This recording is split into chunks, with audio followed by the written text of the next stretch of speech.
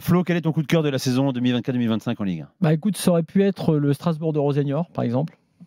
Ça aurait pu être le Auxerre de Pélissier, parce que voilà, ça me permet comme ça de donner d'autres coups de cœur que le bon. Mais j'ai jeté mon dévolu sur Adrien Rabiot, parce que son arrivée était entourée de certaines incertitudes, avec certains commentaires, en se demandant ce qu'il venait faire là, pourquoi, comment, quel Rabiot. Et je trouve que pour notre Ligue 1, qui a plein de défauts, et on nous reproche parfois dans l'after de faire beaucoup état des défauts de la Ligue 1, de la faiblesse de la Ligue 1, et il ne faut rien retirer à tout ce qu'on a dit, parce qu'il y a plein de problèmes dans cette Ligue 1, y compris dans sa gouvernance.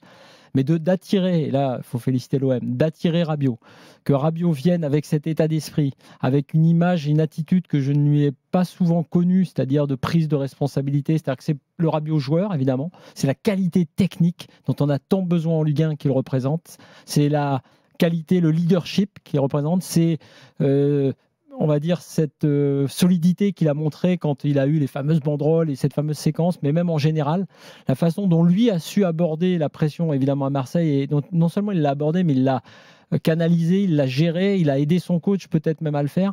Je trouve que là, on a un joueur qui est masterclass de notre Ligue 1 et qui fait du bien parce que oui, il y a des joueurs, je l'ai dit hier pour d'autres équipes qui à mon avis ne sont pas vraiment au niveau Ligue 1 dans nos équipes françaises, et là l'OM a un top joueur et un top mec, parce que moi je trouve que dans l'attitude il n'a pas raté grand chose. On l'a vu buteur, on l'a vu plus haut, on l'a vu plus bas, on l'a vu cadre avec ses partenaires. Voilà, j'ai beaucoup aimé sa saison, son attitude, et c'est ce que j'aime dans la Ligue 1 de cette année, c'est de savoir que tu peux encore avoir des joueurs de ce niveau-là. Tu es d'accord quand Flo dit, tu as dit surnager bon en Ligue 1? Ouais, tu as dit ça, hein? J'ai dit ça? Je pose la question. Ouais. Bon, il a dominé la Ligue 1 en tout cas. Est-ce qu'il fait une très bonne saison, Rabiot, pour toi? Moi, je trouve que oui, il fait une très bonne saison. Il arrive, il est à court de forme. On l'a pas mal critiqué sur ses premiers matchs. Finalement, il a redressé la barre. Moi, ce que j'ai aimé, c'est cette taille patron en termes de leader, voilà, de saisir à bout de bras le vestiaire et de le retourner quand il le fallait et de secouer aussi quand il le fallait. Après, il a gonflé ses stats aussi de façon intéressante dans la saison, avec un positionnement peut-être beaucoup plus haut de la projection, ce qui montre finalement que physiquement, il avait retrouvé en tout cas un très bon niveau. Donc moi, je trouve que oui, c'est plutôt logique de le voir dans les points positifs de Flo. Il n'est pas dans l'équipe type ENFP, on rappelle. C'est aussi pour ça que je le mettais, parce que je me dis comment tu peux passer à côté d'un tel joueur. Alors je connais les réticences qu'il y a à son propos, y compris dans sa façon de parfois ralentir le jeu. Mais bref, dans cette Ligue 1-là et dans le jeu de l'OM, il a rien ralenti du tout. Et il a même surtout donné le tempo. C'est vraiment, voilà, c'est des joueurs qu'on n'a pas beaucoup en Ligue 1 en fait, et qui explique aussi pourquoi parfois on est critique, parce que oui, techniquement il y a des choses qui sont insupportables, et quand tu le vois jouer, en fait tu dis à un gamin, si j'amenais un gamin au stade, je l'amenais voir l'OM, il y aurait plein de choses à regarder, mais je lui dis, si tu veux choisir un truc, regarde ce joueur. Fais une caméra isolée dans ta tête sur ce joueur. Tu peux le faire à tous les niveaux, ça d'ailleurs. Quand tu repères dans une équipe, quel que soit son niveau, il y a un joueur des fois qui est un peu au-dessus. Si tu veux, t'amènes un gamin, tu lui dis, tiens, regarde comment fait le défenseur là, parce que dans ce qu'on voit pas à la télé, il fait tout bien. Rabiot, c'est pas mal. Et puis quand il effectivement, tu as raison Damien de le souligner, dans la période pré-Retiro là en Italie, il avait pris ses responsabilités, il avait même bougé un peu le vestiaire négativement, mais il s'était inclus aussi dans la critique pour faire passer le message. Et je pense que s'il a fait ça, c'est qu'il a senti aussi que dans le vestiaire il était très légitime. Je pense qu'il est très très légitime dans le vestiaire pour se permettre de faire tout ça à Marseille au bout de quelques mois. Et puis très légitime aussi auprès des supporters. Donc ça, j'aime bien aussi moi ça dans l'histoire du foot. Le mec est très très très estampillé Paris, qui débarque à Marseille et qui maintenant en fait des caisses dans l'autre sens. Je sais pas si ça vous a échappé ce qu'a dit Thiago Silva de lui. Hein. Il a dit qu'il était choqué de voir que Rabiot signe à Marseille alors qu'il aurait pu rendre tant de services à Paris, qu'il était impatient de quitter Paris si tôt. Alors qu'il aurait pu être un grand joueur du club de la capitale. Rabiot, ce qui est fort aussi, c'est que lui, il n'a jamais été soumis à la pression, tu as l'impression. Ça glisse sur lui. Il a tellement vécu de choses dans sa carrière déjà, soit en équipe de France, au PSG ou en Italie, qu'il lui a fallu 3-4 matchs pour s'adapter aussi à cet effectif-là et à l'environnement marseillais, avec l'attente qu'il y avait autour de lui. J'ajoute une chose, c'est que ce soir, il était au CFC, donc confrère de Canal, et lui aussi met un léger doute sur son avenir à Marseille. Alors, est-ce que c'est un levier ou pour négocier un contrat au plus fort. Il dit ce soir, la Ligue des Champions Vélodrome, ça va être grandiose. Après moi, personnellement, je n'ai pas envie de m'avancer sur ce qui va se passer la saison prochaine. On aura un moment pour se poser avec le président, avec Mehdi, pour discuter de tout ça, de vivre ces émotions-là dans la plus grande des compétitions européennes. Ça doit être top niveau. Voilà. Il jette un petit doute sur son avenir. Oui, je pense aussi qu'il a besoin de certitude, mais je pense qu'il a une proximité avec Mehdi Benassad. On le voit souvent discuter avec. Je pense qu'il a besoin d'avoir des certitudes en termes de recrutement, de ce qu'il va y avoir. Pour moi, c'est une discussion, en tout cas une phrase logique qui, pour moi, ne met pas forcément beaucoup de doutes. Bon, après, il peut dire oui, évidemment, je serai Marseillais la saison prochaine.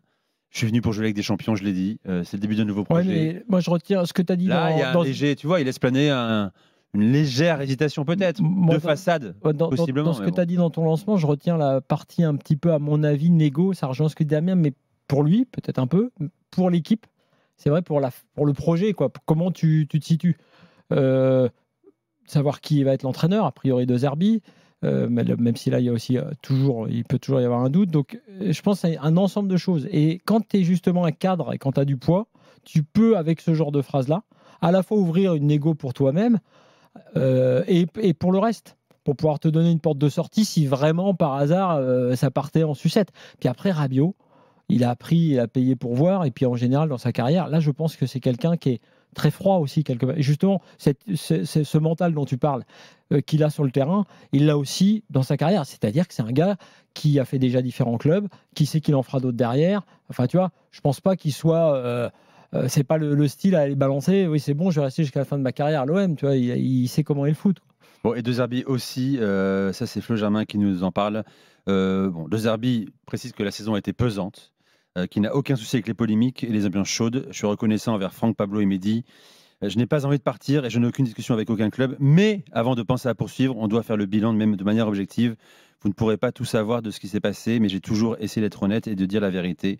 Voilà, il faut comprendre ce qui n'a pas fonctionné cette saison et mettre les choses en ordre pour la suivante. Quelle programmation, quels investissements, quelles règles et organisation. Donc on a la partie sportive qui veut dire ok, c'est bien, on est qualifié. Maintenant, il faut qu'on avance avec des ambitions claires et en nous donnant les moyens coéquipiers ou joueurs dans le cadre de Zerbi pour être ambitieux dès la saison prochaine avec des champions. C'est le jeu. Hein. Pareil, mais attention, elle va pas être déçue, c'est ça la question. Mais je pense qu'il y a aussi une forme de part de négo et il n'a pas tout à fait tort. Je ne parle pas là de négo pour lui. Là, je pense plus pour... est-ce que vraiment, par exemple, sur des problèmes qu'il y a eu en interne, je parle à la commanderie, est-ce qu'il demande quelques garanties pour être plus serein? Est-ce qu'il veut, évidemment, en termes d'effectifs aussi, savoir qu'il lui manque du monde, par exemple, je dis n'importe quoi en défense? J'imagine que ce dossier entre eux, entre Cadieux, doivent se dire, bon, les gars, il faut qu'on fasse mieux, qu'on recrute, comment on fait? C'est évident que si ça passe pas, peut-être qu'il peut... voilà, en fait, tu sais, un club, c'est quand même beaucoup de rapports de force. Même quand les mecs s'entendent bien et que c'est relativement fluide, tu as le droit, entre guillemets, d'avoir aussi une part de rapport de force, comme d'ailleurs, puisque tu faisais le parallèle avec des boîtes ou avec nos entreprises, ça peut arriver aussi. Tu dis, voilà, moi je veux bien continuer à faire cette émission, mais bon, si on met pas plus de moyens dessus, on fera pas de qualité, on fera pas d'audience. Enfin, tu vois, c'est un moyen aussi. On peut te dire, tu dégages, dans ce cas-là, oui, peut-être. On peut dire à De Zerbi, dans ce cas, tu t'en vas, mais il a une force maintenant, il a un poids quand même certain aussi avec la qualif et la deuxième place. Donc, tous ces trucs de fin de saison, c'est pas forcément... parce que tu as envie de partir et d'aller voir ailleurs. C'est aussi parce que tu veux être un peu certain du projet. Je pense que là où il est honnête, c'est son attachement à l'ambiance, à l'atmosphère et à tout ce qu'il a connu à Marseille.